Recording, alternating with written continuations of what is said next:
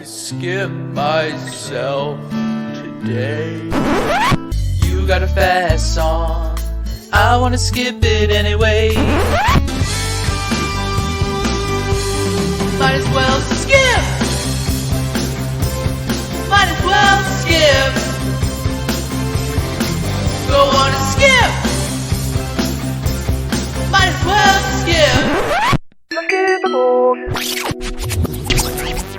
All right, welcome back to the Skippables podcast. This is the show where we listen to the world's best bands. We find their worst songs. I'm your host, Yocho Matazzi, and I am back with my co-host, Josh Lopez. What's up, Josh? Rev it up, woo. Oh my What's God. up, everybody? Nice. How was that? Was that good? That sounded good. Okay, cool. A little peaky, but I think that's kind of how that guy sang anyway. Yeah, right? He Yeah. peaked kind of the entire time. Yeah, singing with his whole ass, dude. Another person sings with his whole ass. Leon Cortez. What's up, Leon? The Professor. Professor's here. Psycho Skippers. Skip, skip, skip. Skippity, skippity. Welcome, everybody. Ski, ski, ski. Well, you remembered your catchphrase. Yeah, dude. This guy, Professor never forgets. I listened to the show before we started. Yeah. Dude, yeah. Okay, so this is a big one. This Yeah. is a big one. Okay? Yeah. Monumental, I'd say. Call me Ishmael. Okay? Found my white whale. I want to welcome to this podcast a very special guest. Comedian, host of the Chatterbox Comedy Night, Founder. and host, Yeah. Steve Hernandez. Welcome, Steve. Great to be here. How are you guys? Good. Thank you so much Super for good. Yeah, coming. of course, man. I love it. Yeah, I grew up in West Covina, and so turning down this street right now, it felt like coming home. Wow. Yeah. Yeah, Lark Steve Ellen is very much West Covina. Yeah, There for we sure, go, guys. yeah. Just doxing us away. We have Yeah. a lot of haters. Yeah, it's long We enough. have a lot of haters. Why did it say what street? I said Yeah. the city. He said the street. Oh, shit. Oh, shit. Fuck. Yeah, true. City, True, yeah. true. No, the Just own bleep all host. that The own out. host. But yeah, is just one of turning down the street at dusk like this. I just remember growing up. I grew up right by Edgewood, a street called Durness, and I remember watering the lawn, that kind of shit. My dad was abusive. He would he would make us like water the lawn for hours. So I remember just being out there and watching the sun go down sometimes. Right. And he would walk out and like feel a certain part of the lawn, and if it wasn't wet, he'd be like another half hour or something Oh my like God. that. That used to happen to me, dude. But my Yeah. dad wakes up for work at like midnight. Yeah. So he would go, I guess, touch the lawn, and the next day be like, "You didn't water enough at this particular corner." Oh, yeah. Damn. It's this weird, angry Mexican dad thing. Yeah. You're kind of just fighting the dew at that point, Leon. Yeah. Like, why wasn't there dew on this corner, I Leon? know, man. Oh, man. It's just suburbia, man. Falling asleep when the sun's out, waking up on Sunday, it's dark out. You're just filled with dread. But it's great to be here. Yeah. It's good to have you. Those memories were evoked during the listen of this actual band, too. There was a little dread Yeah. that I felt listening to this band. Definitely. Maybe some malaise. A little I'll say. bit. Some A little- all of suburban malaise. Yeah. But, kind of a full circle moment, too. I mean, I know that you were a pastor for a while at this big faith intercommunity church or whatever, right? Yeah, Faith Community Church down the street, yeah. Used to be a huge, like, what do they make? Like airplane parts? Yeah, like, what are they called? What's the industry called? Like defense. Yeah. Yeah. My dad got fired. He got laid off from there when they closed. Oh, man. Bastards. Yeah. And then the church came and bought it up, dude. They bought the place when I was, let's see here. This is probably close to 30 years ago. They bought that place for, I think, $3.5 million. And they recently sold it to Amazon for a rumored $50 million. Oh, Oh, wowza. baby. Oh, yeah. Yeah. Oh, Flipping baby. that tax-free. They're money. gonna, Yeah. tax free, huh? It's Sorry, funny. Dad. Yeah, it's funny because I was following like the videos. The pastor's son, they're like trying to get him to take over, but he's like the world's worst pastor. Like he's awful, like a terrible teacher, like laugh out loud funny. And I've been watching his videos, and they were like talking about that. And they were like, the age of mega churches are done. That it was big for a time, but we're gonna open like 4 or 5 like different smaller churches across the southern, the San Gabriel Valley and stuff now. Oh. I don't think they're going to do that. I the think they're going to McDonald's. figure out a way to like fucking keep that money. And this church was going down anyways because people aren't buying into that shit anymore. Mm-hmm. And like I said, Dan Reeve is a terrible preacher. So I don't know how they're going to figure out. They don't do anything illegal, but they'll figure out some way to keep that fucking money. Right. Yeah. Foreclosed by accident or a fire. holy fire, something like that. The old church just burned Yeah. down. Yeah. Yeah, damn. I mean, yeah, maybe there's some records that need an erasure, right? You know, We which haven't is- even said the band. yeah, that's the band. There we go. Erasure's the band we're listening to, guys. Boom, Purely for that got you. reason. Yeah. So, what made you choose Erasure? How did you get started with them? I in fourth and fifth grade, I have an older brother who's 5 years older than me, and then it's me, and then my brother is a year younger than me, and we used to listen to a radio station called Pirate Radio. This is before your guys' time. This was like glam rock. There's a guy named Shannon in the morning, but a lot of like Faster Pussycat, Guns N' Roses, Warrant, like that kind of shit. Poison, Aerosmith. Love that shit. Love Pirate Radio. It must have been around ninth grade when we made a switch over. But Pirate Radio, I'd won a shirt. They had a classic Pirate on the Radio shirt, but I won a different shirt that was a picture of a hog, and it said, "If you're not cranking it, you must be yanking it." that I wore it in church. I did not know what it meant, and I wore it to like youth group, and they were like, "You can't wear that shirt anymore." And I was like, okay. That shirt's way too cool for this. I did not know what it meant. The people who got the shirt, they're like, whoa, that's way too funny. That is not cool. And so at some point, Pirate Radio shut down overnight, and then I remember my older brother Joey came home and he was like, "We're gonna start listening to this now," and it was K-Rock, and he had "The Queen Is Dead." He had that tape. Okay. And I remember one of the first tape singles he had was "Love and Rockets." "I'm Alive." It was a cassette single. He had "The Queen Is Dead," Depeche Mode 101, and then this band Erasure, which I think, I don't know if you're not brought up in England or in this part of LA where Mexicans love this shit, you might not know who Erasure is. Yeah. But they were, one of the biggest electro bands or electro pop bands in London, and that means we listen to them too. They're gay as hell. Yeah. Did not know that they were gay when we first started listening to them. I remember my brother went to a concert finally, so we were in 8th grade, 9th grade. My brother went to go see Erasure, and then he came back. And we're Christian, too, you got to remember. Right. So my brother came back, and he was like, "I think they're gay." And we're like, "What do you mean? What do you mean? Like, why do you think he's gay?" And he goes, he was wearing assless chaps.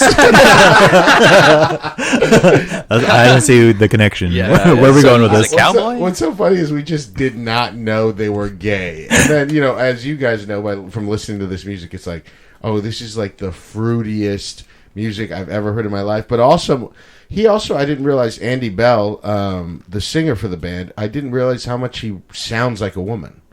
When he speaks. Yeah, just his voice. Yeah, I think he sounds like a woman. And this might be part of your pop quiz, Josh, so I don't want to ruin anything. But Vince Clarke was a founding member of Depeche Mode. And then he started a group called Yazoo, short for Yaz, Yeah. Right. with another amazing vocalist called Alison Moyet, who does not sound that different than Andy Bell. I didn't connect that before. Oh, yeah. I mean, Alison Moyet, who is a woman, sounds just like Andy Bell. So, he's worked with two. So, it is interesting because even this re-listen, listening to these first 5 albums again, you realize, like, God damn, this is some gay shit. Yes. But that makes sense why I loved it. I mean, just like with Morrissey and all that shit is like, this is like, I'm in love. In 8th grade, I'm in love with Chrissy Gill. Like, I've never been in love with anything before. And so this shit is just so deep and heartfelt. And I think because of that time in my life, it resounded with me in a way that things hadn't resounded with me before. And it's funny, we didn't even once we found out they were gay, we didn't care they were gay. We already knew all the music, so it's like, what are you going to do? It's already got the What song, was the cassette that you earworms guys in. had? The first cassettes I remember my brother buying, I remember was Wild. Okay. And we're Same. from West Covina, so we would go to the Tower Records on Sunset right there. Oof. Mm-hmm. Man, It was there about we a go. half-hour walk from our house, and it's so funny. When I was little, I remember hearing, like, they would talk about the Tower Records on Sunset, and I was like, damn, right down the street. Not the original? Yeah, they would be like, U2's down right on Sunset. I was like, fuck, that's crazy. But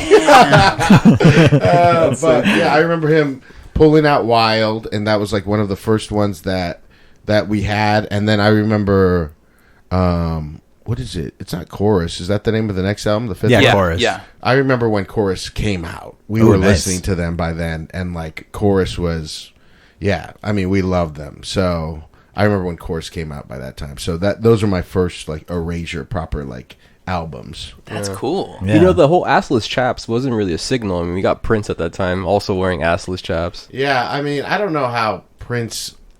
You know, when he died, he was like a hardcore Jehovah's Witness and shit. Yeah. But I don't know how that guy wasn't a little gay. He had to be Definitely. kind of gay. On the spectrum somewhere. Yeah. And you got Rob Halford, dude, from Judas Priest. Who Super was gay. fucking super Very gay. gay. Yeah. And I remember my parents were like, "Yeah, we just didn't know." And I was like, I look at photos of him, like, this guy's super fucking gay. Yeah. They didn't know the signs. This guy's like the epitome of a leather guy, you know? 80s cis gaydar was pretty weak back Yeah. then. Honestly, yeah. They didn't want it to be true. Unless he did the hand thing, like you couldn't tell. That's all. They only knew I forgot about unless he that. did Yeah, the hand thing. that's out with the old Yeah, you ways. guys, Gio's doing a limp wrist. Yeah. I forgot about that. That was a thing.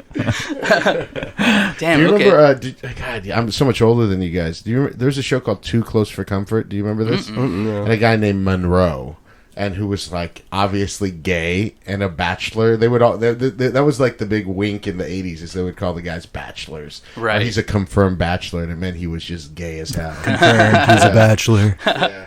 Damn, dude. So good. I'm a confirmed bachelor. What about you, Gio? Erasure. Oh, well. Yeah, I sprung Erasure on you, but were you guys familiar with a lot of their music? I got Wild on tape randomly, like thrifting years ago, like 12, 13 years ago. Yeah. And I'm pretty sure I listened to that front to back a couple times, and then like it's in my collection, and I was like, okay, like that's cool. Like they're a band that I'm like tangentially close to, that I like their genre, but I never really went further than that, just because like at the point that I had listened to them, I think I was already like 3/4 through my synth pop phase. Yeah. And I was like, I'm done discovering new bands. Like I'm kind of chilling. So I like didn't look any further. I still have the tape. I liked it. I mean, like that second track off of it, that's like not the instrumental, that like Blue Lagoon song or whatever. Yeah. Song's good. Blue Savannah. Blue Savannah, yeah. Blue Savannah song. Yeah. Yeah. So wait a minute, you guys are like what, 30, right? Yeah. 30. Have you stopped trying to like find new music? Yes. mean, band kind of I'm changed still it. going in. I'm still Yeah. digging through the I crates. don't dig for it, but like if it comes up to me, like I mean, it's things that I'm getting into that I wouldn't be getting into before. Like what? I got into Rosalia hard, Oh, Yeah. and I wouldn't be like getting into that. I just got into that. Like the last genre of music I'd be like checking out. Yeah. But I was like, damn, this is bangs, and I don't care. And honestly, the podcast does a lot for me, you know, because we're always listening to music. Like Erasure, I had heard, I didn't even know that they were the ones who did Yes. Give a Little Respect, you Yeah. know? So, like, listening to this, I was like, I'm kind of midway through my synth pop phase right now, Gio. Still? So right Grow now, up. Oh my God. what do you guys want from me? Right. What do you guys want from me? I'm still discovering new stuff. But so yeah, this was my first time listening like all the way through and like knowing all about them and researching and stuff. For me, I think they're on 4AD, a lot of their stuff. So Oh, no way. yeah. So I kind of, whenever I go to record stores, there's a 12-inch, and I've heard the name Erasure, and I was like, oh, 4AD UK record, definitely getting it. All right, what the hell is 4AD? The label. Yeah. So 4AD, there's also just like This Mortal Coil. There's like a lot of Cocteau, 80s, right? the With Cocteau Cocteau Twins, Twins. yeah. Okay. So there's a lot of like 80s stuff that's like more super. Yeah, not you don't see much of it out here from the 80s because it was an English label and it was like more import. So I was like, oh, 4AD. So I picked it up. I think I've listened to it a couple times. It's sitting there, but I never really got into Erasure. Cool name. I always thought the name was cool. It's a very cool name. Very cool name. I just found out. I mean, I always got like that. I was like, this sounds a lot like Depeche Mode. Sounds like a lot like Yaz, and you just connected all the dots with the keyboard player. Yeah, Vince Clarke is Yeah. a like musical genius, and he is like the guy. And it's funny because now, you know, when you pick up a keyboard or you any of those things, there's all these sounds programmed into it. But he created this shit. Yeah. He was like the weirdo in the lab, like doing that shit just alone. He was the first one to use those fucking fucked up floppy disk with these Oh my springy God, sounds. Oh yeah, and I mean, stuff. just going after Yeah. sounds. It's like the nerdiest shit. Yeah. You know, a lot of these songs are so layered in a way wouldn't even understand, but like 30 tracks with just little sounds throughout the whole thing. That's definitely something that I think we take for granted now with the modern production. How like everything's so easy to be multi like texturally sounding. Like there's like a synth that sounds 30 different ways, but like that's because you have 30 different plugins for 30 different synths. You had to do this with like one synthesizer and come up with these 30 different tones. Like that is hard work. If you ever like had to work with a synthesizer, it's not easy if you're not like used to it. And none of these people were used to it because it's brand new. Yeah. There's oh sorry, go on. Go for it. There's kind of a renaissance right now within like synthesizers, because a lot like Roland is doing like boutique series, like reissues of like Junos and 80 synths like that. But to your point, like I feel like I've seen personally a lot of people use modules and synths now plugged into Ableton and then using MIDI to program rather than doing, you have everything in one, putting in the elbow grease on those, turning some knobs. Well, this guy definitely made my favorite Depeche Mode albums. Like the first one, like the first one, I think just can't get so enough. Fun. Yeah, it's such a fun. And then record. you can tell Depeche Mode like loses that sound when he goes away. Like loses the pop sensibility, excessive pop sensibility, and it just becomes really. They go more for the like industrial noise kind of stuff. Yeah, I mean it's pop. It's just not as dancey. I think. I mean, Erasure stays dancey. The whole career. And did you follow them after Chorus? Did you like continue with them? No, I don't think so. I mean, Erasure Pop 20 came out, and that's like the definitive, the best remixes, all of their best songs from like their first 6 albums. You really don't need an album besides that. They put on like the best tracks on that album, and then they of course did a ABBA cover album. That's very good as well. Whoa, interesting. Oh yeah, it's very good. But after that, I know they kept making albums, but I just didn't keep listening to them. They have so many albums. Yeah. I mean, before we get going, I guess I just want to read this. I saw this quote. Oh my god, yeah. This really got his blood boiling. Yeah, it's got me boiling on this one. Let's face it, there's nothing Kraftwerk did that Erasure didn't do better, for longer, and while wearing a blue sequins cowboy hat and chaps. The Times. Don't know what Times really wrote this, but the Times. I want to speak to your manager. It was just a sign of the times. That's insane, dude. I do think it is crazy to me that more people don't know about Erasure because, people love pop music now, and they have some amazing, just going through these first 5 albums again, I forgot how many songs that are great. They have some duds, of course, but a lot of them is, I mean, I grew up on this stuff, but I'm just like, God, this shit is in my heart, fool. And like, it's catchy and it's heartfelt and it's great. Yeah. Agreed. 100% agreed. Yeah, I don't. You don't see it. For me, it was just a big blur, dude. It was like Muzak for me. Maybe just because of that, like, you grew up with it. For me, it's just like something that was always been in the background kind of situation. Yeah. I mean, that style of music, like you said, like only English people and Mexican people in Southern California were really into this. So it's like, I had some Tia or some Tio that was probably really into Erasure. Yeah, I mean, if you did have it it was literally in the background for you too. I could see if it's not like a revelation. Are you a big fan of pop music? Yeah, I am. But I mean, like, I was just talking about this. Like, I think this is if I was to rank the 3, it would be Depeche Mode, Pet Shop Boys, close second, and then these guys below it. But Pet Shop Boys, I jump them over as being too kind of queer band. No, Pet Shop Boys are a great band, but I think Erasure's the superior band. Oh wow! Yeah, I think they're. I mean, I think there's a serious argument. Yeah, I think there's a real contentious argument. Yeah. Did they ever tour together or anything? Maybe, but I don't think so. It would make sense. Exactly. They fight, dude. Hats versus sequins. The boy hat versus the cowboy hat, dude. Yeah. Fuck. I mean, you're just overexposed, Leon. That's what it is. I think you've had a tolerance to synth pop. And it's tough to like. Wrong, I still love synth pop. Right, but it's like it's not new. None of this is not a new sound in any way. But your point is that while you were listening to the 5 albums that we listened to, which are Wonderland, The Circus, The Innocents, Wild, and Chorus, you felt that it was generally more background music. Yeah. Mm-hmm. I'm doing things as I'm listening though. Right. So like there became multiple times where I was like, damn, it sounds familiar, and I realized the album just started over again. You played it over, yeah. And I'm like, halfway through it again, I'm like, God damn, again. All right, let's go to the next one. The first time I really heard a lot of the hits from Erasure, it was while I worked at Goodwill, and it was literally playing in the background. Okay. So the hits are hits. Yeah, they are hits. For sure. Yeah. Like that 20, like you said, like that one compilation one. Yeah. Pop 20. Yeah, Pop 20, I was listening to it, and I was like, damn, this is all good. And then I realized Oh, this is just a compilation. Yeah, it's the 20 greatest hits from This is their, the album. Yeah, 5 albums. Yeah, which is, you know, I honestly, yeah, when I said that earlier, I mean it. You could just listen to that album, and they're all fucking wall to wall bangers, Right. Which is, you know, some of these songs are like game changing, you know, life shattering that we'll talk about later. You know, especially one in particular that I'm sure most of us won't disagree on. But yeah, I don't, you know, I'm just surprised that people haven't dug in the crates on them as For much. sure. Yeah. Definitely. They're waiting for their like running up that hill moment on Stranger Things. Yeah, truly. Someone Truly. puts them on a TV show and they're popping like huge. I could see it because they have the hits for sure. They have the songs.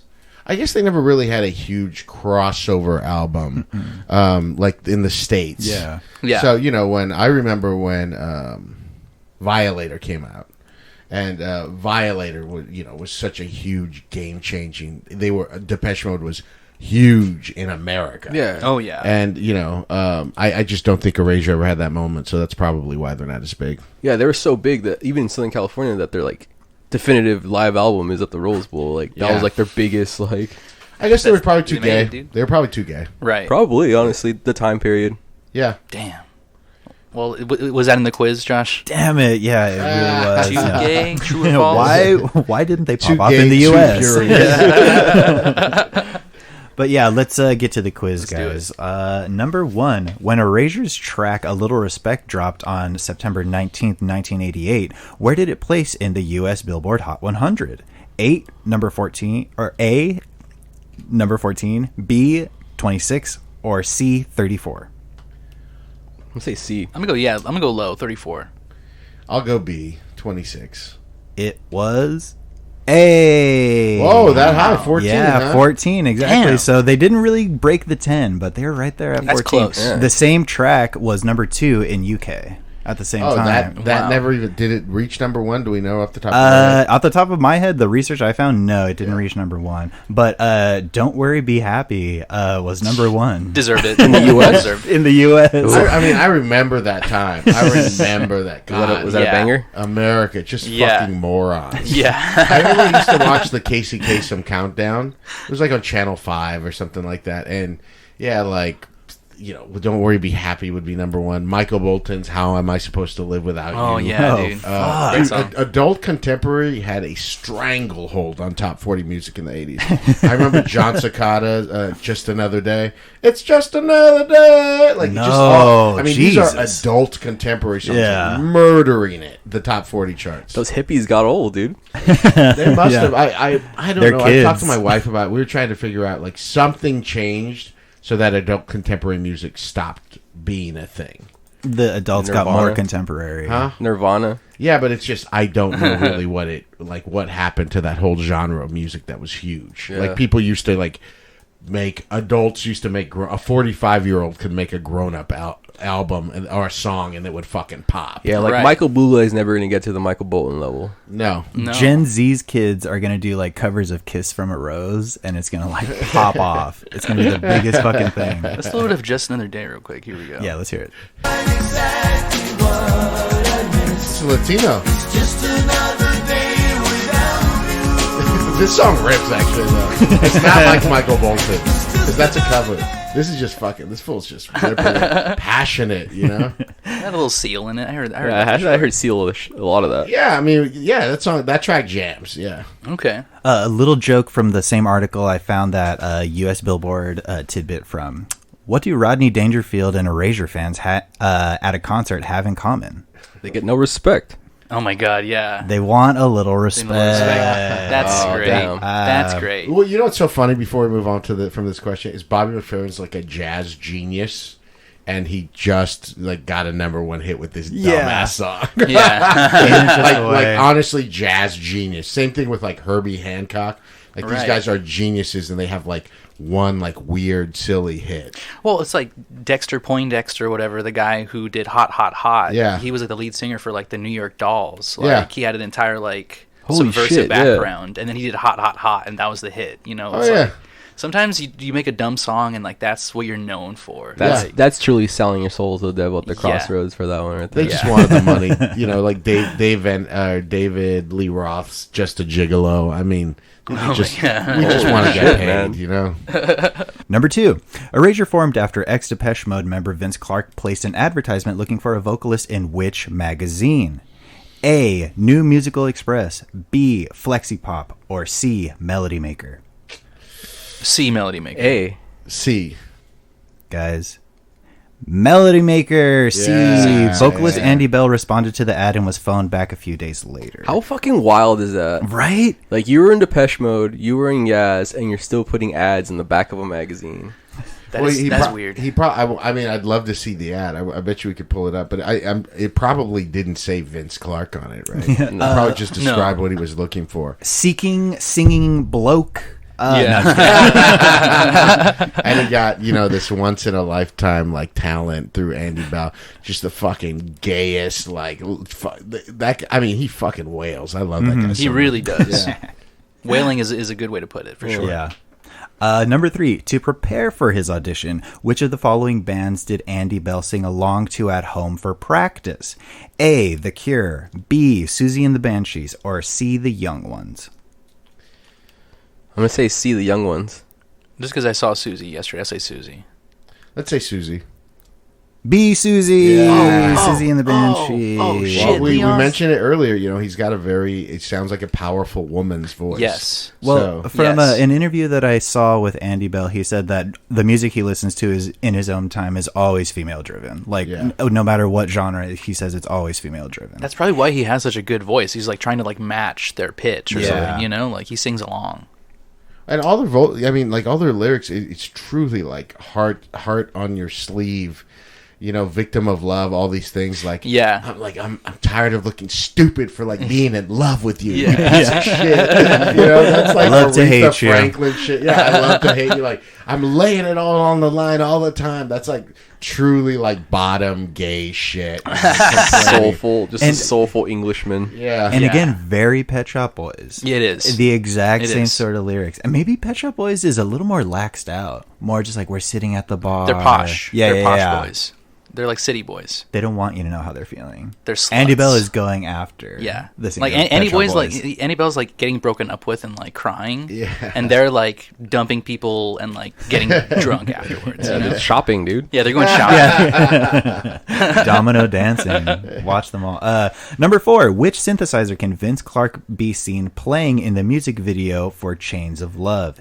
A. A Roland Juno 106. B. A Yamaha DX7. Or C. A Casio CZ101. I'm going to say C, Casio. I'm also going to say this is the most Josh question of all questions. Well, I figured that Steve was going to be really close to everything about Erasure, so I was trying to pull out the fucking keyboard, you crazy. Well, see, this is why I did my research. This is why I'm asking these questions. I'm only going to say Casio because I remember hearing some type of like Casio like drum tone in one of the songs. Sounds like Casio. I'll just say that just because I want to be smart. Am I smart? Steve, did you answer? Get out of here. Tell me it what it is. C, Casio. Yeah, dude. Guess I'm so smart. Damn, you just sound so nerdy. There's a drum tone in there that sounded like a Casio. It did. It did. I heard the same one, and it was the Casio, or no, the Yamaha RX-11 is probably what you're thinking, Gio. Oh, wow. All right. Sorry. All right. Did you say the Casio? Okay. Leon on the board. Finally, dude. Welcome. Nice. Good job, Leon. All right, number 5. A few years before placing that fateful magazine advertisement, what band was Vince Clarke in? A. The Assembly. B. Lifeline International. Or C. The Animated. I'm going to go C. Sam again? A. The Assembly. B. Lifeline International. Or C. The Animated. B. I'll do A. C.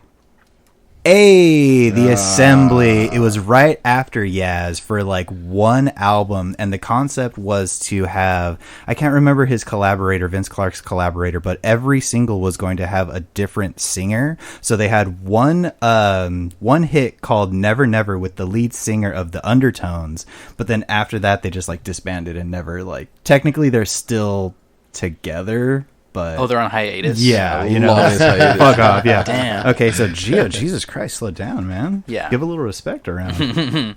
Number 6, when Erasure played in Los Angeles for their Wonderland tour in 1986, what venue did they play? A, the Roxy, B, the Palace, or C, the Starwood? B, the Palace. Starwood? Yeah, I'm gonna say Starwood. B, the Palace. Is that the one your brother went to? No. 86. Yeah, a bunch of pictures of him in chaps. But they played on May 7th, which was only 6 days after their first album had even dropped. So, pretty wild choice to start off in LA, I think. Yeah. Clearly, it didn't work out. Yeah. Bad choice. Very empty Bad, shows. bad move. Yeah. All right. So, Steve, you got that one. Last question. Number 7, for Erasure's 1992 chorus tour, what did Vince Clarke do on stage during performances? Steve, you might know this one. So, A, he would use guitar cables to whip bottles off of a pre-prepared table. Whoa. B, he would shower the crowd in champagne using a large hose. Or C, he would roll around on stage in a tank. Fuck. C sounds really cool, but A. I'm gonna go with A. A sounds realistic. I'm pretty sure it's C. It's C. Yeah. No way. It's C. So it was a makeshift vehicle on like tracks that looked like a tank, but it was his synths and drum machines and Oh my everything that God. he Oh, live shit. programmed, live hardware You gotta programming. By the remember, way, this fool does not move. It's like his thing almost, where he doesn't move. So I was just picturing him. I don't know if I even saw a picture of it, but it's the tank's doing all the moving, and he's just like a robot. It's like a transformer. Like, yeah. He's always just standing still. What's the name of that? Did you guys see that Sparks documentary? Yes. no, I didn't see it. I didn't saw it. Yeah, it was Yeah, really no. good. Yeah. I think either I forgot they alluded to this, so either Vince Clarke might have bitten off that Sparks guy or vice versa. But there's always that one Sparks member who's just like sinisterly looking at people. With the infamous mustache one. Yeah. The mustache the person. Hitler mustache. Yeah. Yeah. All right, so that was the last question, which Whoa. makes Gio and Steve equal with 4 points, and I don't have a tiebreaker, so Gotta give it to okay. Steve. We're all Gotta gonna give it to I Steve. wish I would have known that Casio drum sound. Yeah. yeah, they're really gonna split hairs. But I'm too Yeah. busy having sex with women. Yeah. Too busy killing I'm it. too busy having sex with my keyboard. Well, let's both share this prize, and the prize is a nice little break. Let's take a break. We'll be right back with the awards. Skip over. This song sucks. Now I'm skipping all through. Skip over. I'm so bored. I don't know what to do. All right, we're back, and we're ready to rock. Let's get it skipping. Yeah, let's get to the meat and potatoes, dude. Yeah. Okay. This is what we all come to listen to. This is the Skippable Awards, aka the Skippies. We always start with number 1, Elizabeth Fraser Award, and because she was on 4AD, this is actually really important. This is the Elizabeth Fraser, the most unintelligible vocal line that you hear him say. So, I want to start it off because I got a good one. If it's cool with y'all. Go on. Take it. Okay, so waiting for the day. There's the line he says like "you are" or something like that. I hear U-Haul. Okay, U-Haul, come back to me, please come back to me. Okay, let's see. This is at Oh shit, they're on Sire, dude, not 4AD. Whoa. Oh my God, fake news. We redact everything. Fake news. Come Thanks, at me, Leon. dude. Thank you for fact checking. I didn't Yeah, even give a fact check shit. that, Leon. Thank you. God, I don't want to get For the day that you, oh, come back to me, come on back to me. You, oh, come back to me. He says U-Haul. What are the actual lyrics? Let's see. It's U-Haul, just come you, and then the And then Oh, he's you- like, yeah. oh. Oh, okay. Yeah, that's pretty much it. You U-Haul needs to get on that, dude. You gotta go hit U-Haul. them up, dude. Let them know. There's a song out there that's made for you come guys. back to me. But pay Erasure, guys.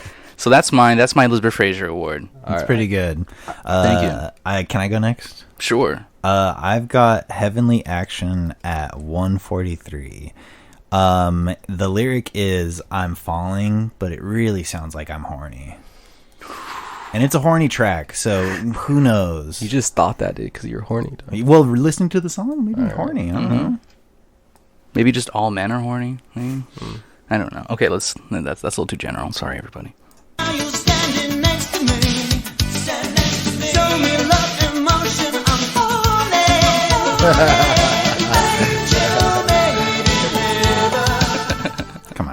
Come on, he's horny. I'm horny. Sorry, what's the real lyric? I'm falling. I'm falling. No, it really sounds like horny. Do it one more time. Hit us one more time. Yeah. All right. What was the time? It was 1:43. 3. All right, here we go. Next to me. Stand next to me. Show me love and motion. I'm falling. They redid it again. The horn. They like, play it back. Make sure they get it. So nice how to say it twice. Yeah. Fuck. That's a good one, Josh. Hell yeah. Thanks. My Lizzie Frazier is gonna go to Spiraling at 220. I don't have to fucking explain, man. Yeah. I Spiraling at yeah, 220. Just hit it. You'll see why.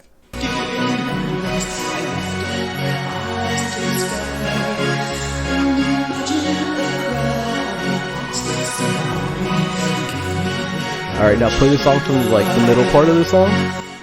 Okay.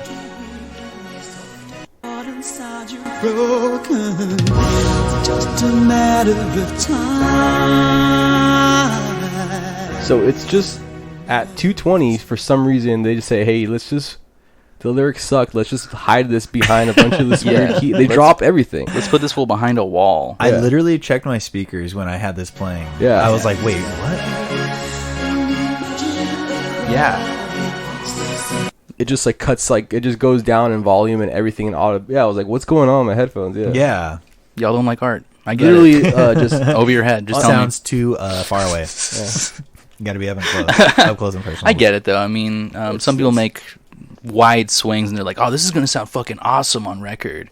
And then, like, maybe it sounds good on, like, speakers. no, I had it in my car. From what I remember, it was also a harsh cut too, rather than like it's not a gradual thing. It's specifically, it's like literally unintelligible. So Yeah, okay. Can't It understand what fits. I'm saying. It fits.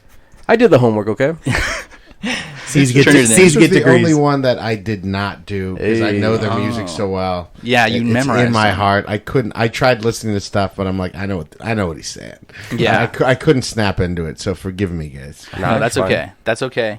We don't always do our homework. That's okay.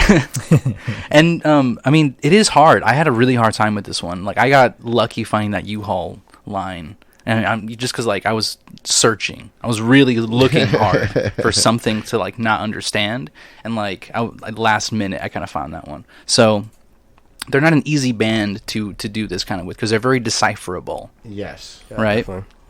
But okay, so that's all of our Elizabeth Fraser awards. Nice. Let's go next into our top bop award. Number 1 song in your heart. This is a song that you want everyone to know. You're gonna share, across every social media, every platform. Let's go with you first, Steve. What is your top bop? Well, there's two things right here. I think you can't. I think A Little Respect is their biggest, most well known. I think it's a perfect pop song. Did you see the Scrubs episode about it? Did anyone see that? No. Scrubs has an episode about this where during the surgery, the whole thing is like, watch this, and they like put on the song, and throughout the episode, people are singing the song. It's an absolute perfect pop song. That's their biggest song, and maybe their best. But I'm also a huge fan of I Love to Hate You off of Chorus. The music video's great, too. The video's very funny. My brother Joey, my older brother, used to do this little dance to it.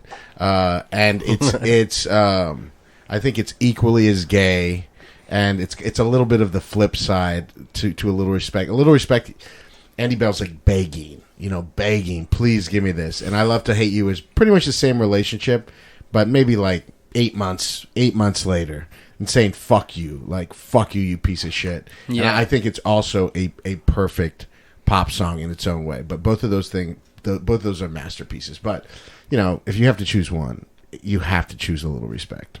A Little Respect. Oh, okay. I like I'm the gonna little have to switch up. piggyback on that. That was my track Really? as well. Yours too. Okay. Do you have a time for that? I don't have a time because the whole song bangs. Yeah, right there, baby. All right, let's start Intro, off. you're an Yeah, intro let guy that play around right here. It's a good there, intro. All right, let's do it. It does remind me of the thrift store. mean, Josh did say Goodwill. See? This is a good thrift store song that comes out. You're trying to discover, a little something. Yeah. There you go. Yeah. All right, let's try it out. A little respect. Here we go.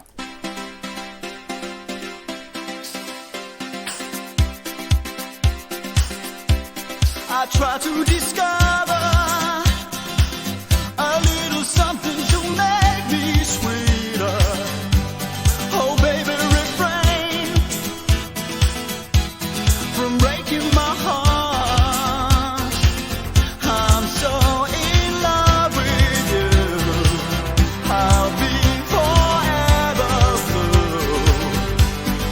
That you give me no reason why you make me work so hard. I just love that he's. You're not even he's going just to let the chorus begging. hit. Come He's on. just 45 seconds already. Okay, yeah. Just begging, gorgeous voice. The music, there's not a. I don't, like I said, there's probably 12 tracks playing for that music right there, but just his voice, raw human emotion, begging, not for a little respect, not even a lot. Yeah, please. Yes. Just say I'm so in love with you. Like, come on, man, do not leave me this fucked. Yeah. I love that, and I love it coming from a man. I do think this band, there's different layers. I identify as queer, but I haven't fucked a guy in 4 years, so I don't know. I need to get back on that. Right. That card revoked. After 5 years, I don't know if you can That's what I'm claim saying. queer. Yeah, that's what I'm Card saying. gets taken away. I had a friend say that you can't identify as queer. You have to at least hook up the same amount of times the guys in Brokeback Mountain hooked up, Like, Oh, yeah. once or twice a year, or else you lose the thing. But I think the first season of 6 Feet Under and Erasure as a band, I'm going to talk about, in my hidden gem, I'll talk about it a little more, but they you remember I'm a Christian kid at this time. Right. And so I'm like, oh man, like these fucking, like, I always hated with gay stuff. I always felt bad about it, like that they were going to hell. Yeah, totally. I really did feel bad about it. I was like, dude, because we all know gay people in first grade. Like Conrad, that fool's gay. You didn't know the word for it or anything, but you knew he was that way. And I always knew, man, people don't choose this shit. And so with all that said, whenever people would talk about, they're just perverts and stuff like that, and then you hear music like Erasure, where this fool's just in love with a man, like fucking in love, like I was in love with a woman in 8th grade with Chrissy Gill, like just pleading, please don't break, please don't break my heart. That they really opened up, like, what it meant to be gay to me in a positive way. Oh, interesting, yeah. I feel that. That's really that's a special thing too, because it's like I also kind of think like they are Christian friendly-ish. Like they're not they're not doing Sexdorf. No, yeah, true. Well, or Depeche Mode, like leather. Yeah, stuff. What's it called? Yahoo, which is going to make one of the Oh yeah, there's a whole God thing there's a to whole it, God right? thing. Even Heavenly then, action. Now I know now too, and I feel pretty free. Like, I had to fight for it, but I feel pretty free using the word God when I talk about certain things. I don't believe in a person or a being like that, but I do believe the thing I used to call the Holy Spirit. That I try to live my life to this level, a thing of love and of like truth and purpose and forgiveness. I still call that thing God. And so that song or different things like that where they're worshiping something.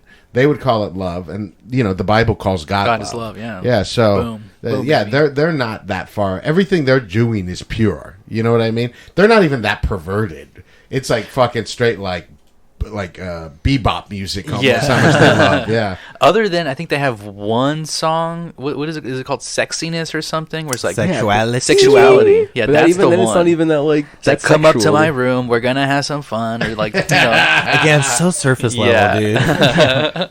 It's so fucking funny. Damn. Okay, great top op though for both Leon and for Steve. Yeah.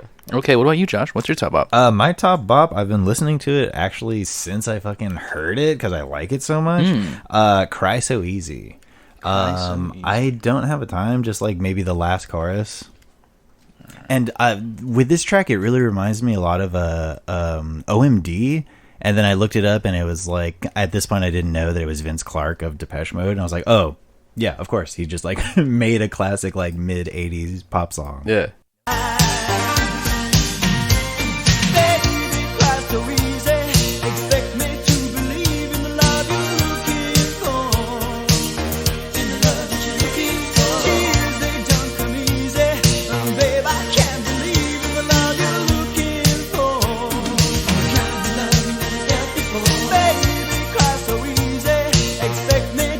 think I enjoyed their first album more than all the other ones. So. Yeah, when you thought it was on 4AD. Well, no, it just has way more of that, like... Yeah, that's what I'm saying. Like, once I First realized... Depeche Mode album. Yeah. When kinda it was sad. Vince Clarke, I was just like, oh, shit, okay. And they lose a little bit of that early Depeche Mode sound as they progress. Yeah. But, yeah, it's always there. I feel like that the heart of it is still there. It's a great song. It's a great record for Yeah, sure. Wonderland is good. Gotta get it on vinyl for sure. That's a good one. Got some I was thinking hits, I want to dude. get Chorus on vinyl. Oh, Yeah. all right. Well, okay. I think I'm last for my top op, Yeah. right? Okay. Yeah, we'll go on, Bo. All right. My top op is "Marched On Down the Line." Ooh. Just like so gay, and like when I heard this, I was like, yeah. Like this is what I'm looking for. Like in Erasure, like this is what I want. And like when I heard this, I was like, this is like if I can get one of these kinds of songs on each album, like I think I'm a fan, you know? So March On Down the Line at 152. It's kind of a mid-tempo song, but other than the fact that like it's kind of slow, I think it'd be really nice to like groove to, not dance to, you know? Let's check it out. Here we go. The fight is one standing 10 foot tall again. God is on our side, dance on up to heaven. A new way, I'm coming out this time. A new name, let's play the game and march on down the line.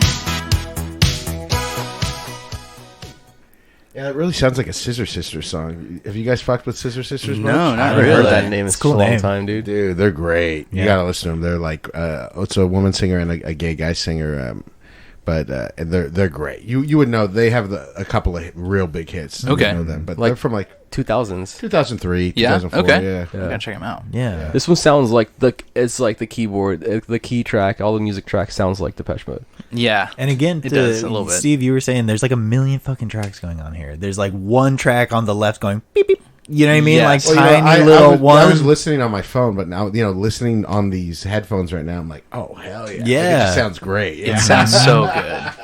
It's so good. There, it march on down the line. It has like a marching like feel to it. Like you can imagine the dance floor, people in like a Marching marching on line, out of there. Yeah, marching, dude.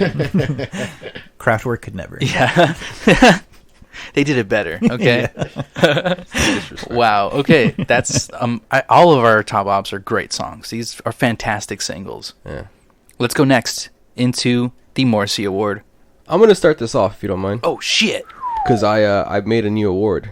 Oh, auxiliary award time. It's Here we go. called the Lookout Lin-Manuel Miranda Award, Okay. and the song is "When I Need You." When I Need You. What Anywhere, baby. what does this award mean? Yeah, what are we talking Musical. It sounds like it's straight out of a musical soundtrack. about? What's it called? One more time. The Lookout Lin-Manuel Miranda Award. Hell yeah. You have the best auxiliary award These are titles. Yeah. And I'm sorry, what time you said? Anywhere, baby. Anywhere, okay. I'd live a different story if you were next to me.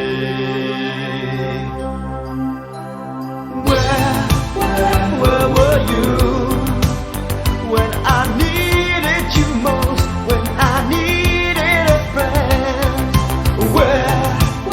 Where were you when I needed you most? When I This is when Lin makes JFK the new musical. Have you guys seen Hamilton? No, I saw the I first saw 20 Hamilton. minutes of Hamilton. I love Hamilton. I don't like Love? musicals. I've That's seen why. it 10 times. 10 times. I've listened to it way more than that too. I saw it in Minnesota with my girlfriend's hardly like very conservative family, and that was fucking crazy because Did I they know like it? yeah, they loved it. Yeah. And it was at Interesting. that point that I realized I was like, we're making progress here, guys. Yeah. Both sides. Well, it's can very eat- pro-American. Yeah, in like yeah, yeah. a dumb way. Yeah. You know, they're calling like Thomas Jefferson an immigrant, but he was white still. Right. Wasn't that David Diggs? Thomas Jefferson? He played somebody. But I think yeah, so, like yeah. Oh no, he played someone else. Yeah, but yeah. Then they're like, man, this is great. America's great, isn't it? Yeah, man. They don't address slavery. Yeah, no, they don't. That's great. It gets in the way of the war. You know? Yeah, dude. So my that's God. Muddies up motivation. That sounds like it was straight made up for a musical. It sounds like I'm listening to the soundtrack to a musical on that one. Okay, that's a great award, and I think we can get a lot of juice out of that one with other bands too, for You're sure. welcome. Great one. Okay, so now we have the Morrissey Award. This goes out to the most political or worst social take they ever made in a song, or any of their interviews or anything they ever did.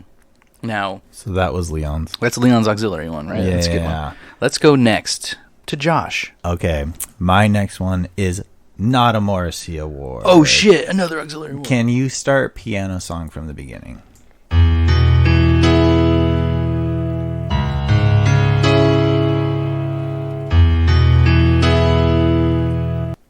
Guys, we know what we're giving out right now.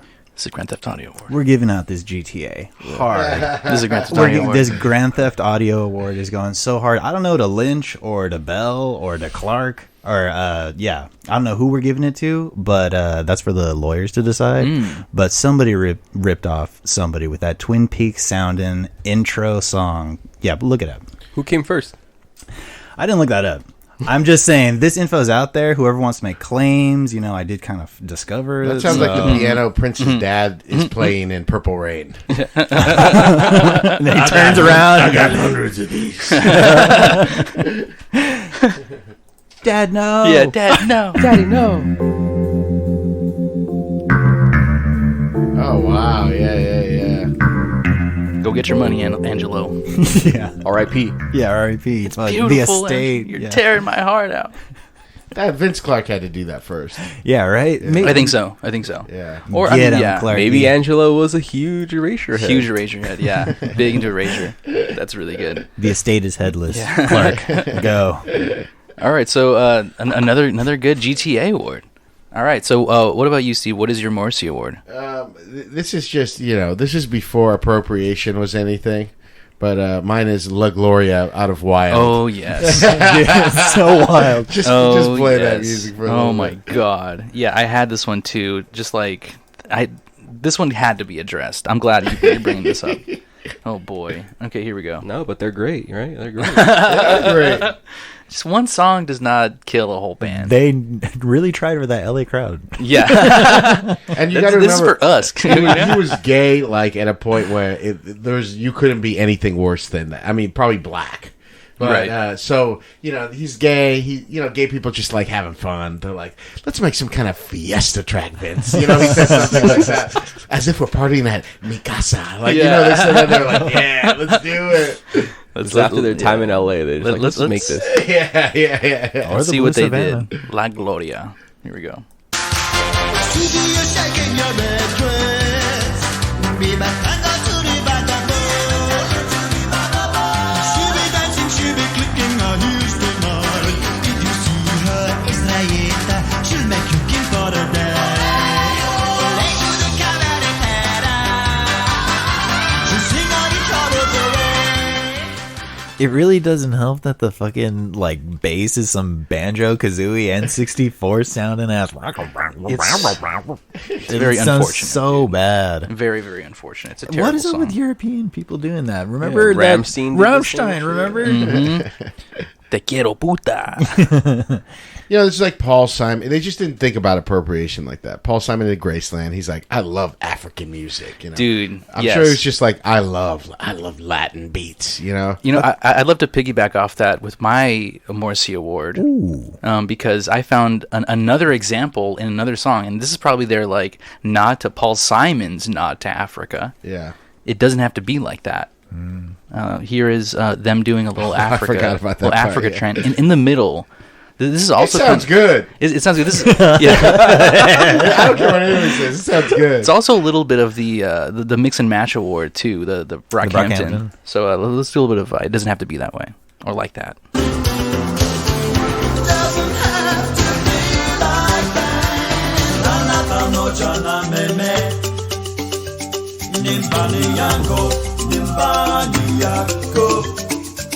Zimbabwe apana kana meme. Nimbani yango, nimbani yako. I'm thinking like Tim Allen, Oh Man my of the House, god, no. Mimi Siku. Joe somebody too. Yeah, oh my god. It's just, I think they got away with it back in the day because they're like showing the world like, hey, look at this music we found. It's all the way in Africa that like you've never heard before. And like now it's like, hey man, like Gio, we're like in the 90s at this point, man. I think the world knew where Africa was. I'm just saying, like, for people in, like, London or, like, people in, like, America, like, they're not out listening to, like, African radio and, like, getting the hits, like, so, in a way, it's, like, it introduces them, it's a bridge to African music, but also, like, Doesn't age well. it's not for them. No, yeah. Not for Erasure to do. What do you think a whole when craze. you heard this when you're... Oh, I loved it. Yeah, I think that sounds I still great. love it, dude. Yeah, this is great. Even the one I picked, La Gloria, I remember I think I had the lyrics memorized. Oh, shit. Were you But- stoked or you're like, damn? I didn't think about appropriation. I didn't think about that at all back then. Yeah. It's a compliment at the time because, like, truly, they had to learn Spanish. He doesn't speak this song, man. Well, okay, so that's all of our Morrissey awards, right? Yeah. All right, let's go next into the Are We Humans or Are We Dancer award. This goes out to the worst lyrics. This is the written word that he's written down. Most unintelligible lyrics also is included. Goofy, corny lyrics, so like whatever you want to call it. Let's see. Do you want to go first, Josh? Can I pass it for now? Pass for now. Okay, what about you, Leon? Not Leon. It's your turn to go first. I'm going first, and here we go. Mine is going to be 2,000 miles. Same. Fuck. Whoa, what? Leon I passed. was just looking for the lyric. Oh, okay. I was looking for the lyric. Okay. Okay, so 2,000 miles. So, okay, there's the first lyric, I think, for me, is what gets me. 2,000 miles. There's something I need to say. Hey, yeah. I'm not sad you're gone away. No way. Won't be calling information. No siree. Or waiting at the railway station. Whoop, whoop. You walked out at my front door. I wasn't then, but now I'm sure. I need to be at least 2,000 miles away from you. That's a restraining order, dude. That's not... He's like, I'm fine with it now. It's fine. Like, Yeah. I don't want you anymore. I have to be away from you. It's like, I think she left You guys you. both picked that for the bad lyrics? Really? Is the song bad? I can't think The of it. lyrics. Off the top of my head. I picked it for the lyrics, too. I mean, the song itself is kind of repetitive. Just like he's like, I gotta go away from you. You.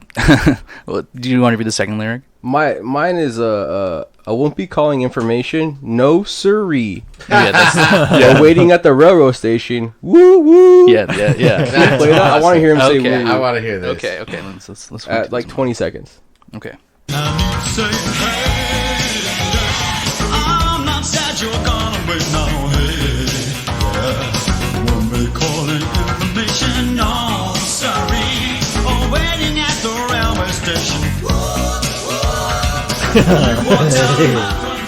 Yeah. Yeah, you got me fucked up with that woo woo. Yeah, no.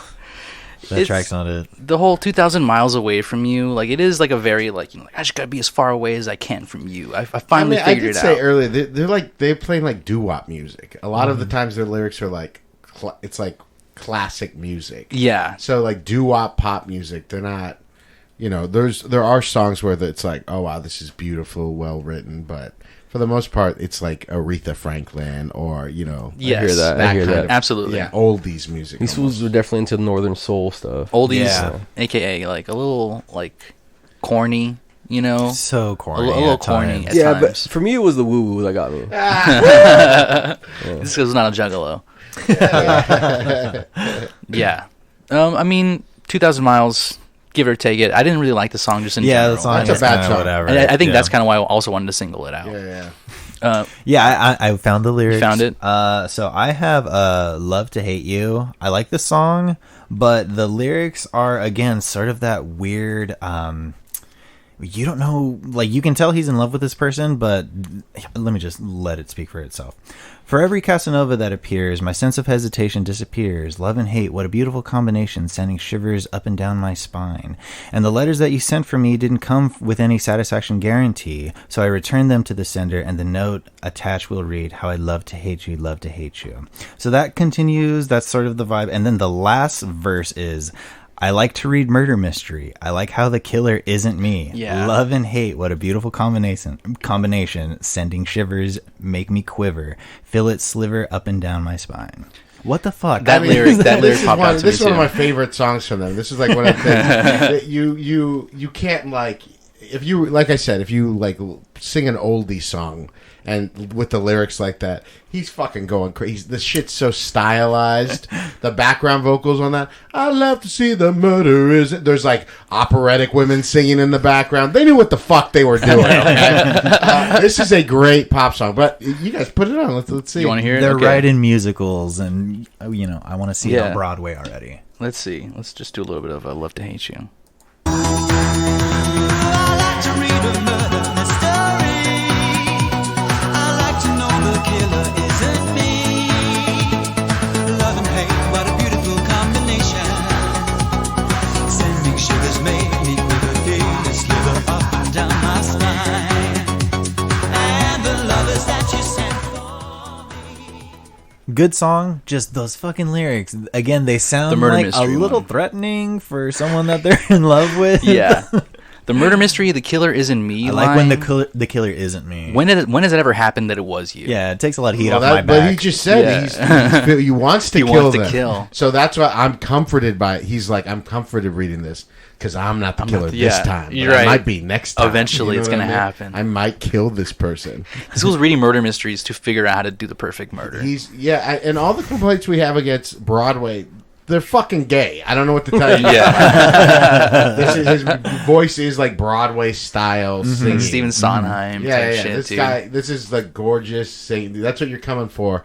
Over dramatic. No, I mean, I don't mind the over dramatic. I love me some drama, but I'm just not a musical guy. Yeah, if Yeah, you I don't mean, yeah, like you're not a musical musicals, guy. then Yeah. I could see why you might not like this band that Yeah. much because they are very dramatic. Yeah. Yeah, I mean, they have a song called Drama. Yeah. Exclamation mark. And it's about Johnny Drama from Entourage. Damn. Okay, so is that all? I think we have one more, right? Yeah. Steve. This is just a terrible song. And to go with what... oh, wait a minute. Hold on. Yeah, that's right. This is a bad song. So to go... The flip side of what I was just saying is sometimes you get these... it's like this medieval sounding music. And I don't know what the fuck this song is about. And I listen to it over and over again. These are the worst lyrics. It's called Witch in the Ditch. Yes. I think it's off of what? The Innocents. The Innocents. Can we play it? It's Yeah. just a bad song. Darkness scream, and the prisoner gives out a sign. Yes, it was you, mine shots, that made me turn around. Were we meant to be forgotten? Lay down your sweet head and cry. We'll live in dreamland tonight. Yeah, I think these lyrics are terrible. So it would be like, it's exactly the kind of song you're talking about not liking. Yeah. In this instance, I agree with you. Like, this is bullshit. They're doing that stupid dance with ribbons. Walking in circles. Yeah, with Shakespeare Yes. thing. Yeah. Yes. This is Do you have the lyrics pulled up? No yeah, showers. I mean, listen. Here we go. The first verse. No, I would never step into your shoes. I'll dance in my chamber without you. I'm looking and I'm praying for a place I can dwell in, a place where our love can be true. Maybe he's talking about gay shit. Okay. Yeah. Yes, it was you, my love, that made me turn around. Yes, it was you, mine hair. German. Kraftwerk. They did Kraftwerk better than That Kraftwerk. turned me upside down. Florian, maybe? The next, were we never to be forgotten? Lay down your sweet head and cry. We'll live in dreamland tonight. Oh, come, all ye who are faithful. Lay down your sweet head and cry. Enter the valley of light. Ooh. Yeah, dude. That's too gay. And then he talks about a witch in a ditch. Yeah, after when it that. says They should late, play that shit at the Ren Fair, dude. Yeah, Yes. it's like Renfair shit. kind of Absolutely. music. And so, yeah, I think these lyrics are fucking stupid. I'm not buying it. They're ridiculous, and I think this is a problem with England and with people from London is that they have this like medieval like, oh, I want to be like king fucking. Yeah, that's the problem You know? with London. I'd say that's the only problem. everybody probably. wants to be royalty. We got major beef with England people. Yeah, it's true. They hate us. They're not strong. I think I've said that on record. None of them are strong. They're all weak. of the mind. Yeah, witch in the ditch. Hopefully they dig the ditch dip or turn into a grave. Okay. All right. Only need a couple more feet, man. Yeah. Okay. Well, that's a little too dark, right? We're going back into the light, just like that song said, because we're going into the hidden gems territory. This is your number 2 song, a song that you rediscovered or discovered during this discography listen. And of course, we did 5 albums, so the best of the best, really, of Erasure. So, which is your hidden gem? There's a lot we can choose from. We haven't picked from the cutting room floor yet. Leon, you rearing to go? Yeah, I'll do this one. I mean, I'm going to start this off by saying this was a really hard one for me to answer. There's just too many. I get it. There just wasn't so many of them for me to pick. Ooh. What? I'm going to go with Sometimes. I know, I picked the hits, but Sometimes is good. Sometimes. Maybe this is more of a Bop Jr. for you rather than Yeah, a Bop Jr. hidden gem. Yeah, Bob Jr. Yeah. Thank Okay. you. Thank you, Jeff. I got you, man. Anytime? Anytime. All right, here we go. Want your body next to mine. Ooh, sometimes the truth is harder than the pain inside. Yeah. Ooh, sometimes it's the broken heart that decides.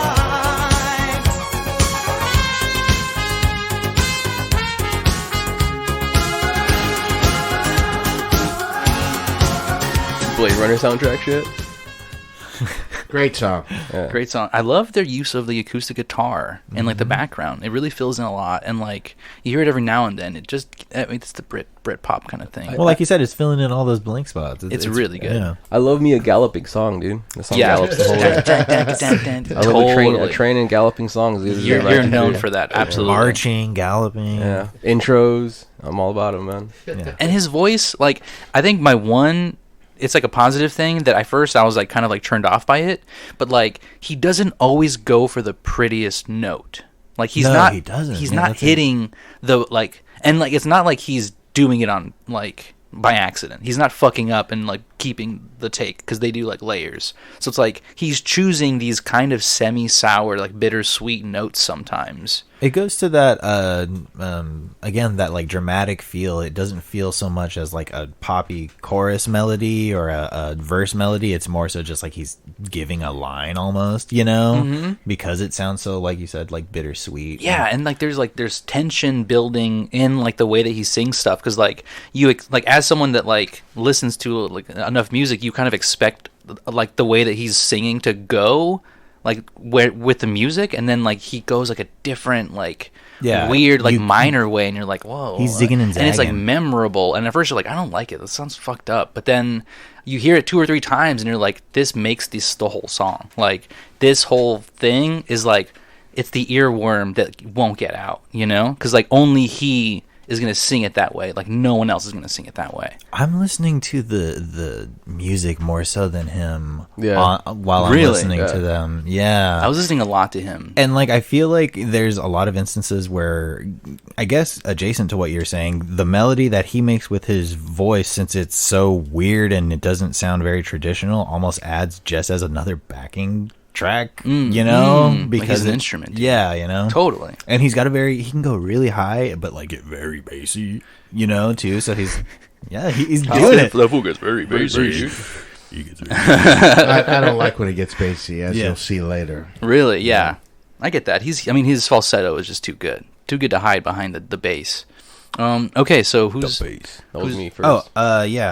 Hidden gem. I'll do it. Ship of Fools. Ship of Fools? Nice. Ship of Fools. I don't have a time either. Why can't you see what you're doing to me? My world is spinning. You were the baby of the class, you know.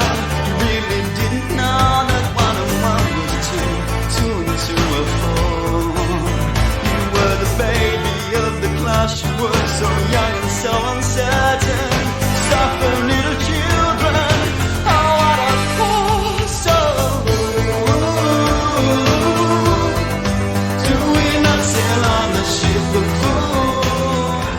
Damn. Fuck, so good, dude. I mean, those are some bad lyrics, though. We've been How through young these is this kid? Yeah, dude. Should not be let into school if he doesn't know that. 2 and 2 and 2 is 4. You don't know that. Baby in a classroom, dude. The thing that they don't say is the ship is in international waters. Yeah. It's a Scientology song. This shit sounds like Jack Skellington's song, you know? Just singing this shit, dude. Jack Skellington when? What? Like, oh, in the It's some Danny graveyard? Elfman shit, dude. Wow. You hate musicals, though. That's why. Yeah, that's what it is. It all just sounds like Danny Elfman Yeah, to you. Ship of Fools. It is like that. The Ship of Fools does kind of give me that like Aretha Franklin type of like song title, you know? Ship of Fools sounds like Instead like, of chains? Yeah, Chain of Fools. Or chain, yeah. Yeah. Oh, my goodness. Dang, great song, great hit, hidden gems all around. I think we have Steve next, right? Yeah, this is my only real slow jam that I like from them, but I absolutely love it. It's Am I Right? I believe it's off of Chorus. But this is also on Pop 22. I feel kind of calling this a hidden gem is like, but this song I think fucking rips, and it includes I very early on I think I got some wisdom out of this song. You could even take it from the top.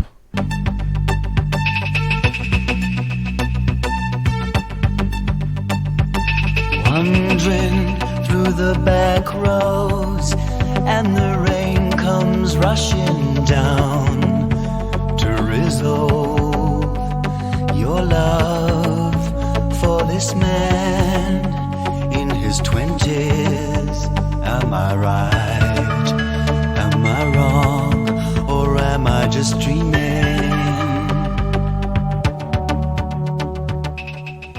Yeah, the hook kicks it into gear a little more, but those are the key lines for me. I remember thinking like, you can't fuck with these young kids. Like if you romantically, I love that he's like, because he's a grown man right here, and he goes to resolve my love for this man in his 20s. It's like, don't do it, fool. Yeah. Do not fall in love with these young ones. Although you guys, what's the lowest you guys would date? I mean, I'm gonna be 32 this year. I'd probably go like late 20s at this point. See, that's smart. Yeah. Like 20, 26, 27. Yeah, I mean, you can get away with that, but I'm telling you, there's some dangerous when you're talking 23, when you're talking 24. Oh, yeah. Yeah. No way. Nah, dude. Yeah, staying away. But you'll get tempted. I'm telling you. Oh, yeah. A lot of times at the Chatterbox, there's some gorgeous girls trying to take a run at the god. And I'm like, you guys, it's too much for you. You couldn't handle it. Of course, dude. You could not handle it. They have to be born. I mean, I don't know. They have to remember 9/11 at some point for That's me. the one. Oh, that's I don't scary. care about now. That's the big Well, no, like that's Do like you cut remember? off. Like if you don't know that, like that's kind of like you don't. I don't know. It's like I don't. You're saying if they were born? Like if they were born way after the fact that they don't like. If they can't remember where they were, Yeah. you know? That hook is really pretty. It's really beautiful too. I think Yes. it's sad and It it's is. about going home. But it's about it's about a vibe and a feeling. I love that song, and it's the only slow song I like from them because I really do want to be dancing when they're doing. I really want that kind of thing. But I absolutely love that song, and I sing that song like around the house to this day.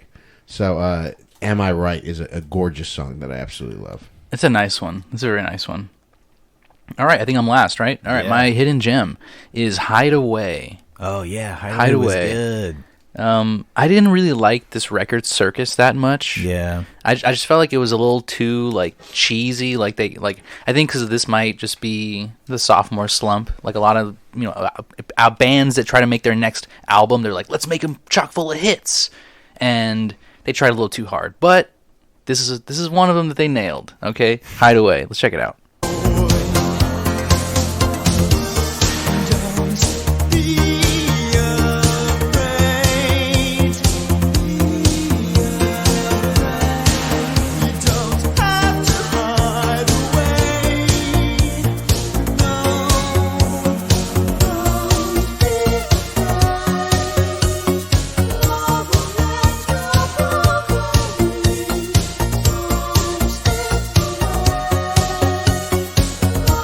Now that you've like talked about how like Broadway musical they are, I can't get it out of my head. Like in that one, they're like rising in the background, Yes. and Yeah. he's, like giving advice from the stage. Yeah, the chorus line is coming out from both sides.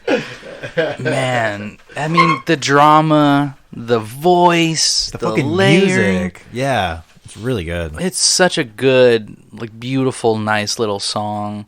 And I just like the vocal line that he does is just like, it's a memorable, simple. He hits really like hard notes. It's just like really well done. He's a good vocalist. I really give it to him. Like, I'm thoroughly impressed. Andy Bell's rips. He's awesome. He doesn't get enough praise. That song. When they die, though, it's going to be a huge thing. Yes. Yeah. But until then, it's just us talking about it on the Yeah. podcast. Well, hopefully, yeah. That's what They're going same to get the difference. Skippables bump, dude. Don't worry. Yeah, We're going to help them out. The Skippy bump. Dude. Start blazing. Little Respect blazing up the charts Yeah, again. dude. Yeah, dude. You know, the running up the hill, it just happened because of us. Exactly. It's true. All One right. of our So clips is gonna go viral. Change the world. knock on wood, bro. Do it right now. Okay. All right. So we're done with the hidden gems. Let's go next to the Kurt Cobain Repeat Offender Award. Yeah, can I start this off? Sure. Because I got another award I made up for this one. Whoa! What? This one's called From the Charts to the Pulpit. And it's going to go with Yahoo! Nice. Why? What is this award? Nice. From the pop charts to the church, man. Sing this shit at Christian church. music, like a creed. Anytime?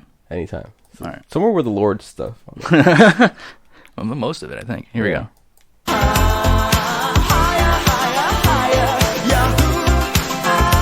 Find your way unto the Lord. So run where the devil would beat you, tread. Gotta put your money where your heart is.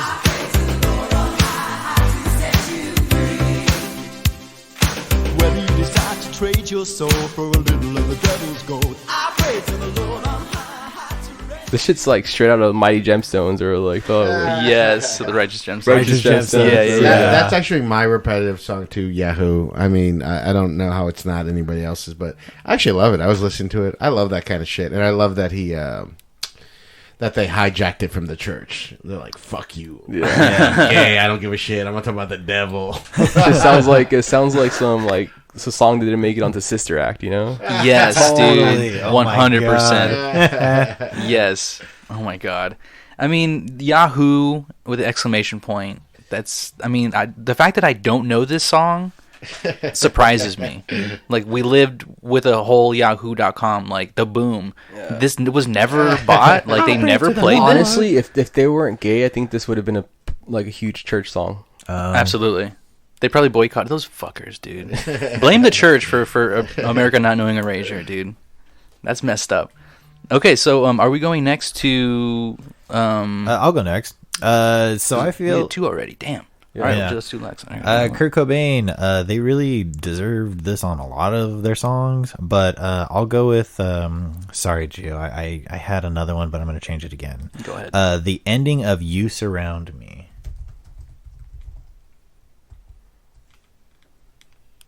The ending. Yeah, like maybe the last 45 seconds.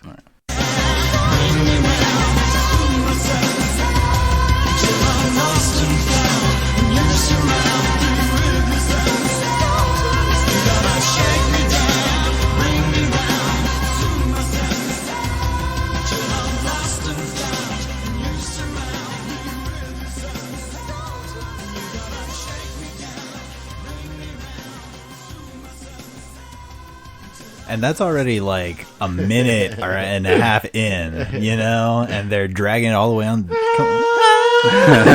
on. That's a trope that I think they do. I think way too much is that they do the we're gonna fade out on the last line for the last 40 seconds, 30, Way too 30 long. seconds. Like, they do that a lot. Dude, they paid for the tape. They're going to use it. Vince Clark, please, I'm Yeah. running low. Yeah, I tagged Phantom Bride for the exact same thing. The very end of the song is just like a fade out of the last line, Let's hit and it. it's just it's cheap, it's lazy, and if it's overdone, that's the most egregious part, right? If it's like one or two times, I've done it myself, right? I mean, I'm not perfect, I will knock you. I'll knock Right? you. I think because I know they're coming for me one day. kind of inherently though too, like with electronic music, it's so like loop based, you know, that you're gonna have so much repetition. Right. And I just think that like if it's a feature and not like a bug, then I think you got a problem, right? And I think they kind of fall into that second category where it's like, or maybe the first category where it's a feature. Yeah. So let's do a little bit of Phantom Bride. Here we go.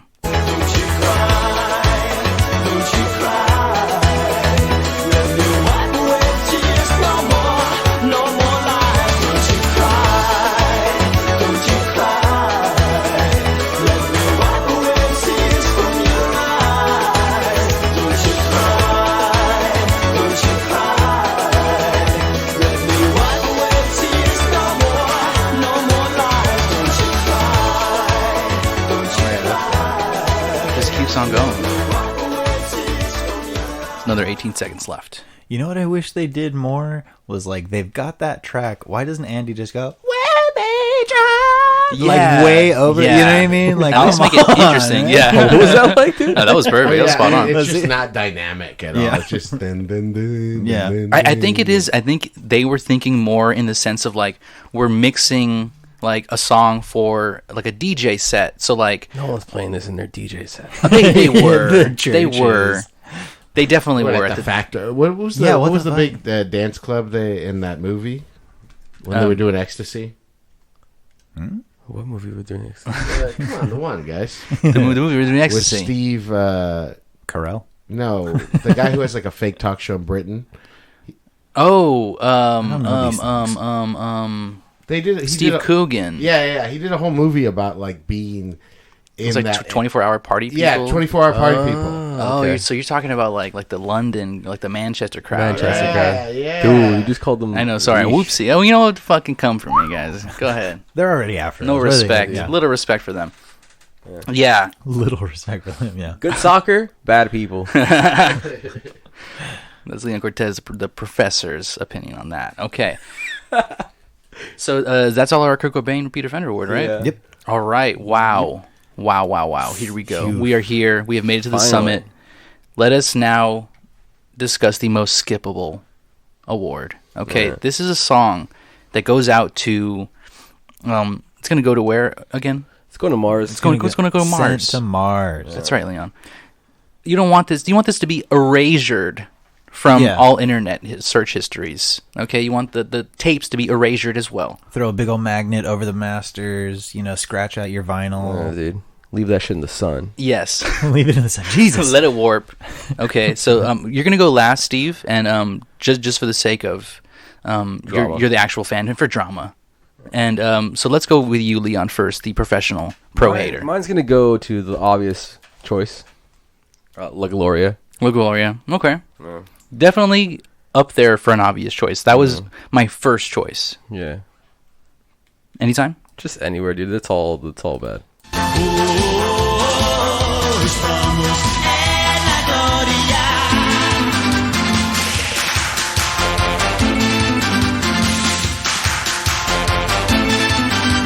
Zorro soundtrack, A lot of clicking heels. It's got like Donkey Kong kind of. dude. Yeah, there's some video game music. Red Dead Redemption stuff, Yeah, dude. Getting on over. if this was the soundtrack to Red Dead Redemption, dude, He's so good. that's why it's a masterpiece. Definitely not a well thought out song. In the moment, it's a fun idea. They went for it. Again, they pay for tape. They're gonna use it, man. They needed Galloping. that extra song. I get it. It's tough, but Label's asking. Label wants yeah. the album. Did that song make it to their greatest hit of 20? That's a bad song. Yeah, it's catchy though. I don't know. Fuck, they got me. I would God say damn it's it. better than It's Te Quiero great. Puta though. Oh, 'Cause- for sure. The kid Ramstein sucks, dude. Let's begin. Wow. Okay, shout out Mine Hair. Du hast. All right, so Josh, what is your most skippable? My most skippable, it wasn't even so much that it was like a bad song. I was just like, man, I don't need this, guys. Like, what is this? So that is inherently more within my definition of skippable, like just literally pressing the next fucking button. And that's In the Hall of the Mountain King. Okay. Yeah. Yes. I know it's kind of cheap because, I mean, obviously, but it's like, I listen to it and I'm like, am I on a YouTube ad right now? Like, what the fuck is happening right now? Are you All right. still not using your Spotify subscription? No, he's all No, I'm not. straight on. YouTube.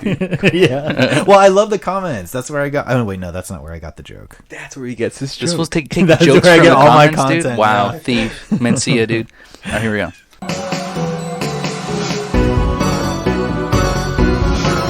Yeah, what?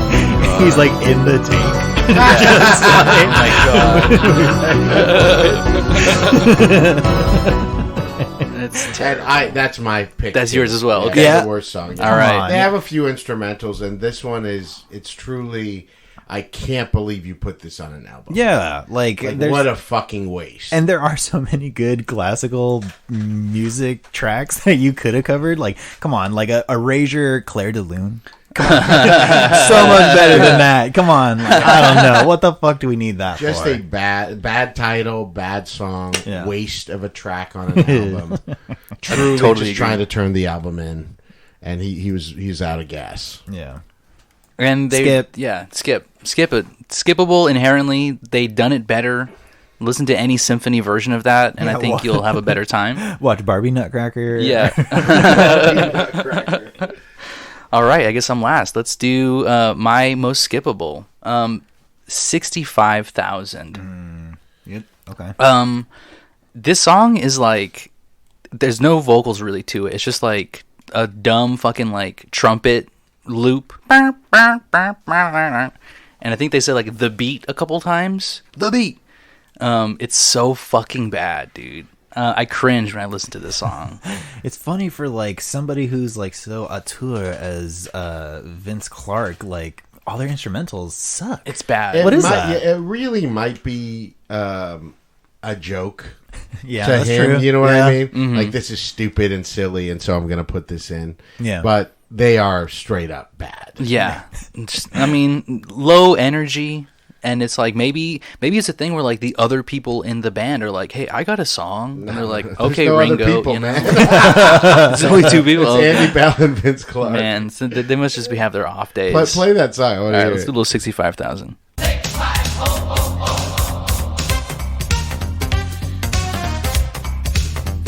I mean, this is straight up like for a movie soundtrack, like in the background. Yeah. You know, Dick the Tracy start of the fucking movie. song. Yeah. Yeah. With all the like credit titles, Yeah, like right. rushing in, like Dick Tracy the game. hanging with the homeboys or something like that. That's so I mean, this is way better than the fucking Mountain King one. Yeah, it is. Yeah. only because it's original. Its originality makes it more of like a goofy kind of like this sounds like it'd be that like Beverly Hills in Cop Two song Tongs or or something. Toontown. Yeah. Whoa, that's a jammer though. The era that this came out in, I think like there were songs like this that were coming out, and they're like, let's just fucking do it like a goofer, you know, like a swing kind of thing. Bad decision. Bad Because decision. that Don't like era it. of musicians is nostalgic for the music that their parents were listening to, which was The 50s, like yeah, 50s swing and stuff, 30s. you know what I mean? So that's why it fucking sucks, dude. Yeah. Facts. So send Yeah, those to no. Mars. We're sending all those Yeah. to Stuff fucking from the Mars. 50s. dude. Elon, Good, get man. on it. Get on that shit, Musk. Yeah. Okay. I mean, Muskie. that is for sure. Out of all of their songs, they have some skippable songs. That's unmistakable, right? Yeah. Undeniable. But before we get to our final question, Leon, do we have a pro tip? You have a trip today. I have a tip today. Whoa, It's what me. what do we decide your thing is called? The little tip with Joe. No. I think I want to call it punk hours, dude. Punk hour? Punk hours. Okay. Because I'm a punk, dude. Just Yeah. play the song, Giovanni. Hit you with the full I'm name. going to hit you with Giovanni's Punk Hours. This is Tenderness by General Public. Not this song. Punk. Yeah, this is very punk, dude. Punk, dude. My version of punk is I get to do whatever I want. I don't know what your version of punk That's is, good. Josh. That's really good. You're an original 77. That's right. Yeah, it's an original 77 punk look. All right, here we go. Here's a little Tenderness.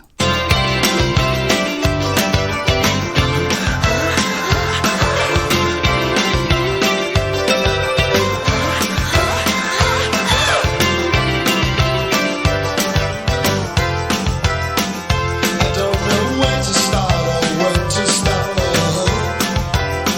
My luck's like a book, I can't stop. Bullshit. My head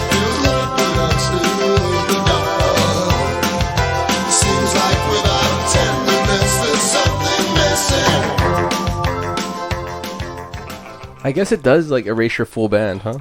I There's was something gonna to say, it. Now I don't that know.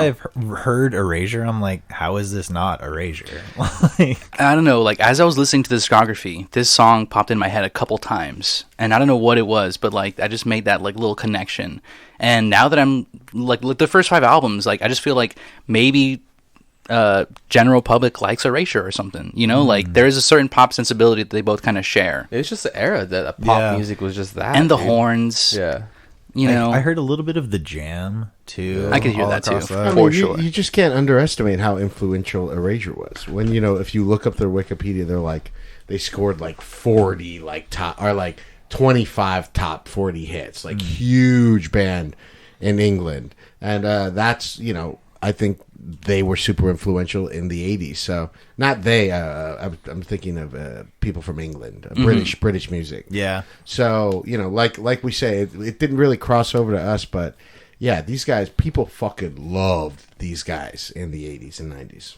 All right, so like I guess they probably would not consider them skippable, but do we consider them skippable? I think someone we know considers Yeah. them. Yeah, dude, I'll skip on this. So final musical. question, is it skippable? You're saying yes, I'll Leon? skip on it. I mean, there's a lot. I mean, they have hits. I'm not gonna lie. Like Yeah. their hits are hits, but I mean, I'll listen to the first 2 Depeche Mode records if I want to listen to this. Ooh, nice. Okay. When you're at Goodwill, you're listening to Yeah, I'll Little listen Respect. to that. They play Yeah. Tenderness after that, you know. Right. Well, I have You? a strict rule on the show that if one of the songs gets into my regular playlist, like Cry So Easy has, The Roto not rule. once Josh's they're in the Roto Roto rule, yeah, not skippable. Wow. Not skipping Not Erasure. skippable. I'm going to have to agree. And now here's the caveat. I'm only touching the first 5 records. I do not suggest anybody go any further. I don't know personally. I haven't touched it. Always. But I'm not going to do it. I'm not going to do it because I fear that it is just going to be more very extremely bland, like synth pop music that I'm not going to be into. So I want to keep myself nice and happy in the first 5 records, and I will not skip those, but I'm skipping the rest.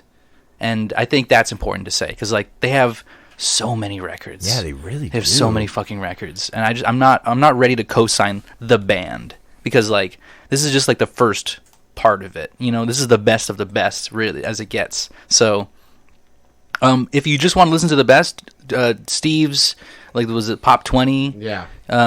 Recommendation. Do that one. I think that's probably a really good starting place.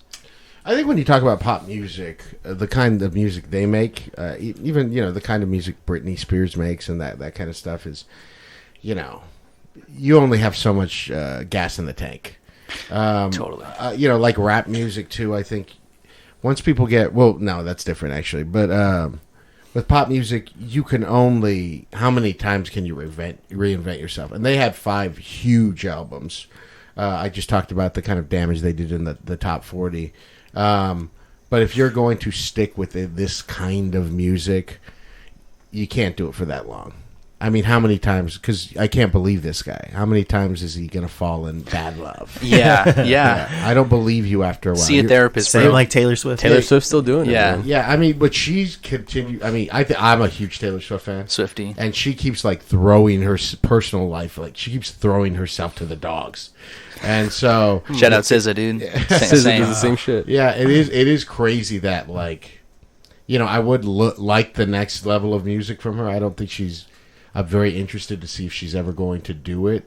But I also don't think she's she's the hugest pop star in the world. Yeah, so who gives a shit? The what checks I- are cash. Exactly. Money's being made. I don't think she has to worry about her artistic legacy right now. Yeah. I mean, She has her whole life ahead I of think her. she's an incredible songwriter, but at this point, it's like, it's not interesting.